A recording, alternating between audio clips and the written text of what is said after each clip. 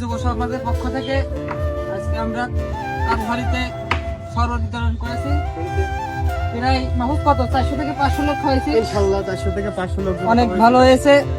সবাই দোয়া করবেন, ইনশাআল্লাহ দোয়া করবেন, সবার মাধ্যমে আরো দিতে পারি। আর সবাই দোয়া করবেন। আর এই ভিডিওটি সবাই লাইক কমেন্ট শেয়ার করবেন। আপনাদের লাইক কমেন্ট শেয়ারটা আমাদের উৎসাহিত করবে, এর জন্য আমরা আরো এগিয়ে যেতে পারি। আলহামদুলিল্লাহ। আলহামদুলিল্লাহ, আলহামদুলিল্লাহ। চলো